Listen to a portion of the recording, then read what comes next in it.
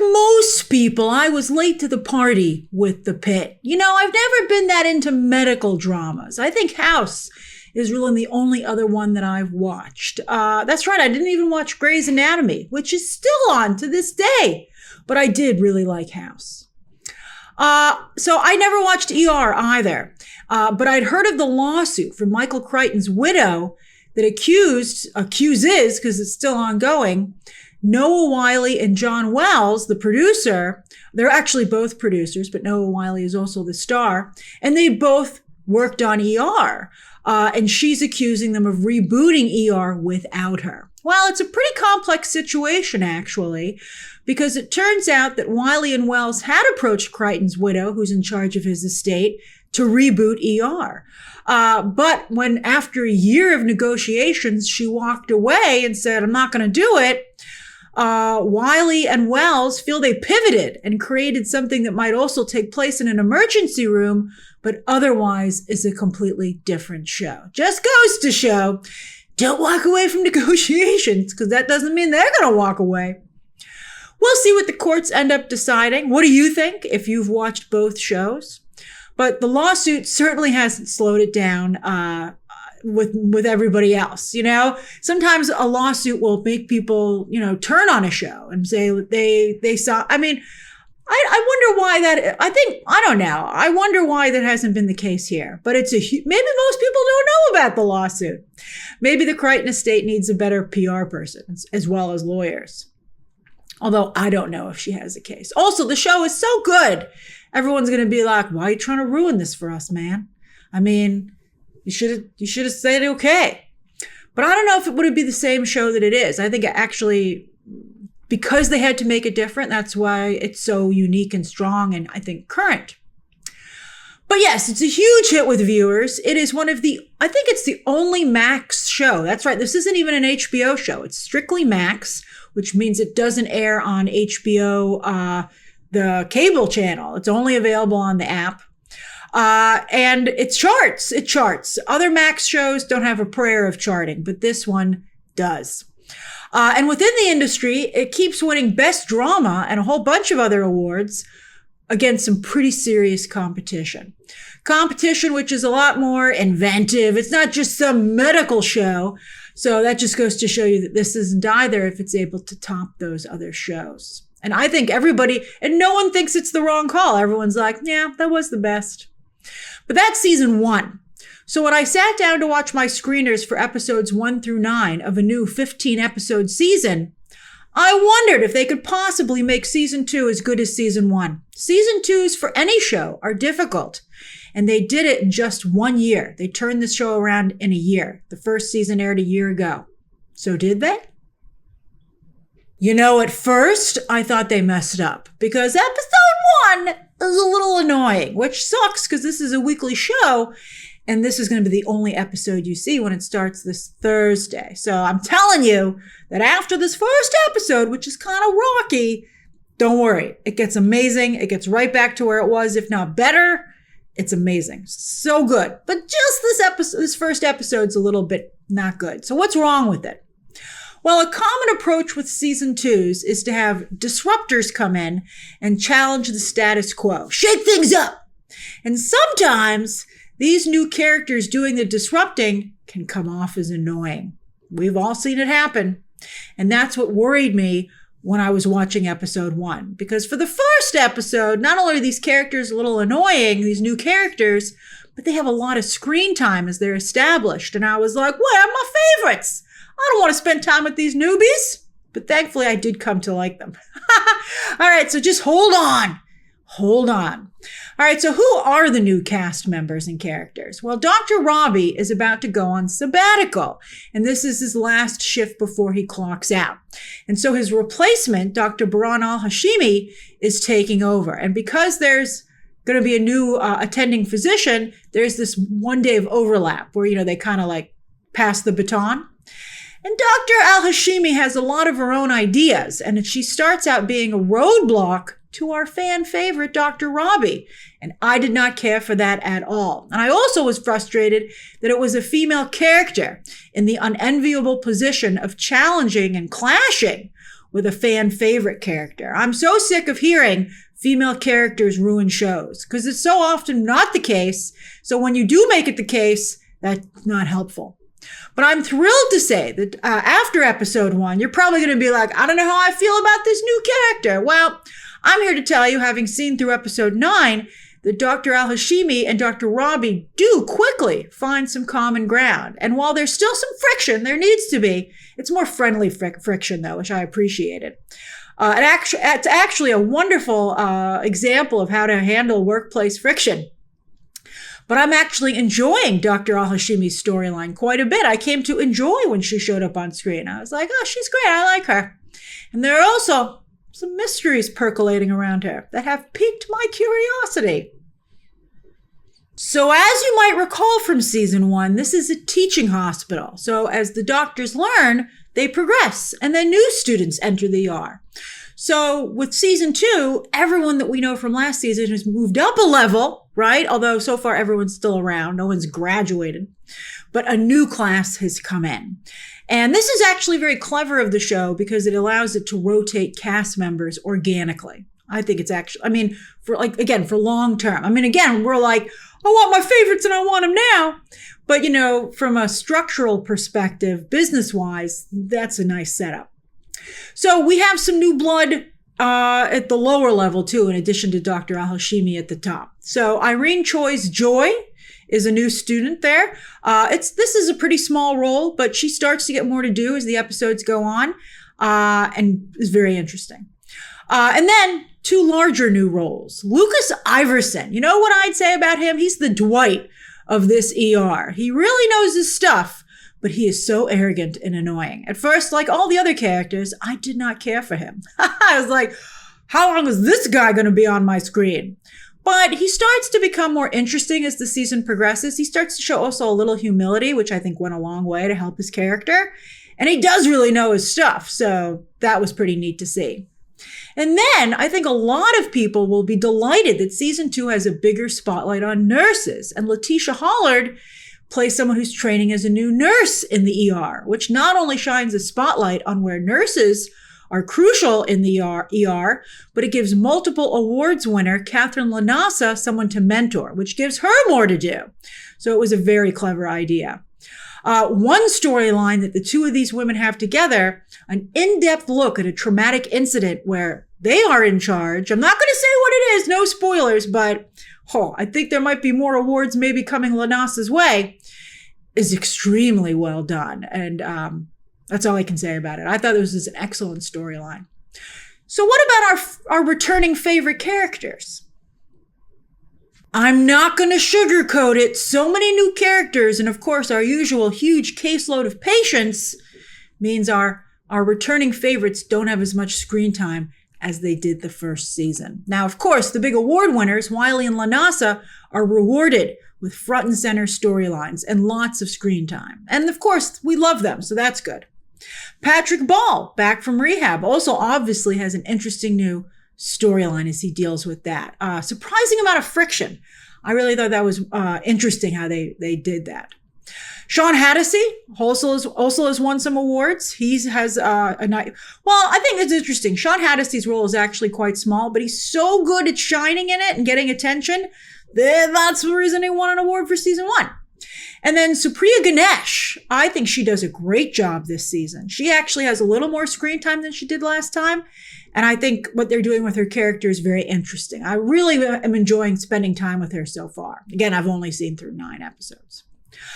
I do miss 2 of my favorites from season 1, Taylor Dearden and Jaron Howell. They do not have nearly as much time in season 2. And I kind of feel that. Plus, I think the show could use a bit more of Issa Brion's Dr. Santos. I think she does a great, talk about a disruptor. I think she's fabulous. At least in the first 9 episodes, they've really held off of her dealing with Patrick Ball's character, who she, of course, was responsible for turning in and getting him into rehab. She's avoiding him so far. And I think that was a mistake because she's not only sidelined by that, but by the fact that she has a huge backlog of paperwork. So, I mean, it might be realistic, but I think benching her was a mistake. But, again, I've only watched the first 9 episodes. Maybe she comes back in a major way for the rest of them. a total of 15. Now, of course, the patients and their situations are a huge factor in the success of this show. And season 2 not only does not disappoint, but continues to raise the bar in this regard. The depths that this show goes to depicting distinct medical situations in a way that educates you, while at the same time also having impressive empathy for those who find themselves in the ER, continues to just really be amazing and makes the show extremely interesting and dramatic. And I feel quite fresh. I really, really think it's well done. But The Pitt, as I said, is a weekly show. It airs week to week. So how do I think that's going to work out? So yeah, like all the other HBO Max shows, The Pitt is a weekly, not a binge. But what's weird here is that, as I said, most of us discovered The Pitt after it was already airing or had aired. It was wrapped. So we got to binge it. So this is, even though HBO Max always does the weekly model, this is going to be one of those shows that asks a lot of people to transition from binge to weekly. But, people do it. They hate it, but they do it. How are you liking, by the way, switching to Fallout for a weekly? I think that does not benefit that show, to be honest with you. I thought so little happened, I didn't even bother to review it. It was a busy time of year, but so I didn't have the space, but I didn't feel there was a big loss there. And you'll notice that no one's talking about Fallout. So maybe they would if it had been a drop, instead of a binge. But so I came to The Pitt season 1 late, got to binge it. It was amazing. And I'm not going to lie to you. I got to binge episodes 1 through 9. It was incredible. It was so good. Well, actually I got 1 through 8 and then they gave us 9, like a couple of days later. It was so good. The reason it works so well as a binge is it's the 24 model, right? Real-time storytelling, high drama, high pressure storytelling, with big cliffhanger endings that make you go, click next episode. Now, 24 actually aired weekly back in the day on network television. But I actually got into 24 through Netflix back when it was DVDs. And I would sneak them in my room so my parents couldn't know. And I would stay up really late watching the whole DVD. That's how there was some control back in the day. You had to send in the DVD and get the next one so you could really only watch 4 episodes at a time. And that way, there was, like, as I said, some control. All right. So yes, so it's a great binge, but I tried to think, what would it be like if I was forced to watch The Pitt week to week? And like 24, I think it's going to be okay because each episode gives you so much with characters, stories, and medical information. In one of the middle episodes between 1 through 9, there's a rash that you're going to have to see because it is just disgusting. And when you find out what caused that rash, my God, you're going to want to talk about it. So I think it has a lot of stuff like that. So we'll see. But, some people might say, maybe I'll wait to binge it. Well, guess what? It's 15 episodes, which means you'll have to wait till April 16th if you want to wait till it's done. And there's no way you're going to wait that long. I mean, the Pitt is great because it's such a long season. Most streaming shows are 8 to 10 episodes. This is 15. So just enjoy the week to week. It's a great show. It's a really good show. I don't know if The Pitt will have spoilers because season 1, again, was kind of off the radar for people. But, yeah, I wouldn't wait. I think you want to watch it when it's on.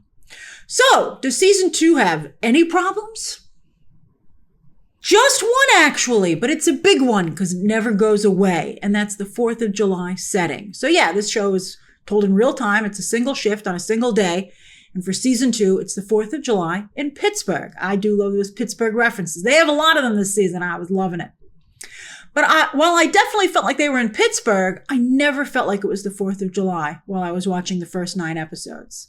There are a few 4th of July related injuries, but none of them are that interesting or noteworthy. I mean, they are good, but they're as good as all the other problems. So it doesn't like heighten it, Like, in fact, I kept forgetting that it was the 4th of July. So every time one of those injuries would come along, I'd be like, oh yeah, it's supposed to be the 4th of July. So as I said, it's like it's a problem that doesn't go away. And it ends up being a distraction because every time one of those injuries came along, it would take me out of the show because I'd be like, oh yeah, it's the 4th of July. This isn't really working. I don't feel like it's the 4th of July. And I would have that chain of thoughts every time one of those injuries came up, which was, I'd say like maybe, I'm not sure if it was every episode. They might have skipped 1 or 2 episodes actually, and that also added to it. So I don't think the 4th of July, when we heard they were going to do it for season 2, we were like, what a great idea. But I got to tell you, I don't think it's worked. I think it would be better if it was more seasonal. They kept saying it was so hot. They were like, oh, it's so hot. And they had to set up like a cooling room and stuff like that. But I didn't really feel like it was that hot. The air conditioning's functioning quite well. At least in episodes 1 through 9. So on that note, last season there, of course, was a big traumatic event, the attack at the concert. So that played into the ER because most of the victims were sent to this ER.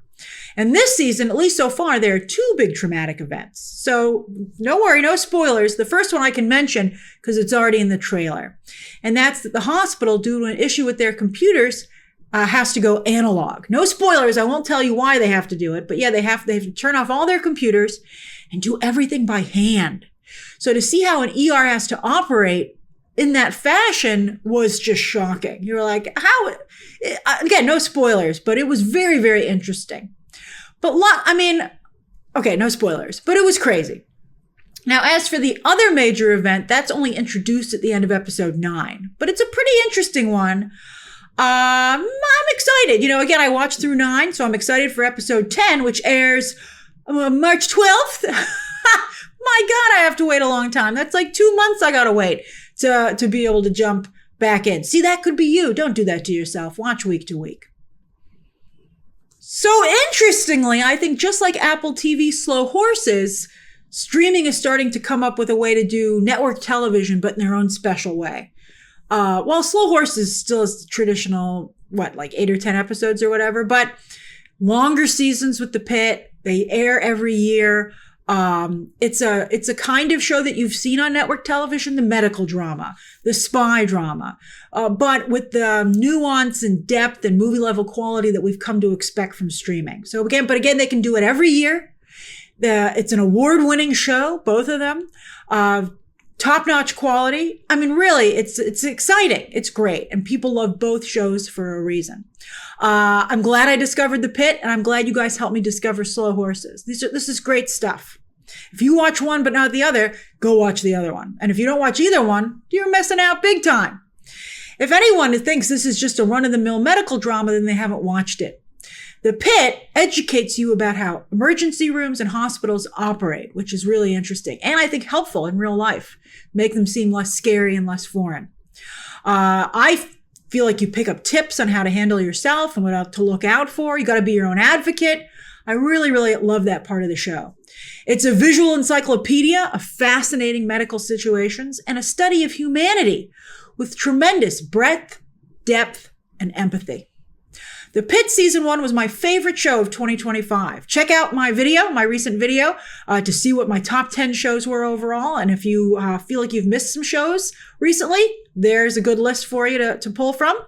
And the Pitt season 2 is an amazing way to kick off this new year. Very exciting. Is it already my favorite show of the year? Well, I gotta tell you, it's actually not. Wow! I'll be reviewing another show next week, which I think is better. Wow, I gotta tell you, streaming is an ultra competitive space, and not even a show like The Pitt can rest on its laurels. So exciting. But it's a great time to be enjoying content. I know we all hate that word, but it's hard to, movies and TV doesn't seem right either. All right, The Pitt season 2, it starts this Thursday on Max. Maybe you might want to wait a week and do 1 and 2 together. That's maybe one thing I'd recommend, right? Because the first episode's a little wonky. But if you're a Pitt fan, you're not going to be able to wait. But just keep in mind, it gets much better right away. So yeah, it starts this Thursday just on Max. You're not going to be able to watch it if you still watch, if for some reason HBO on cable. You got to watch it on the app, and it's definitely worth it. All right, share those thoughts down below, subscribe today, and of course, as always, you can check out some more videos right now.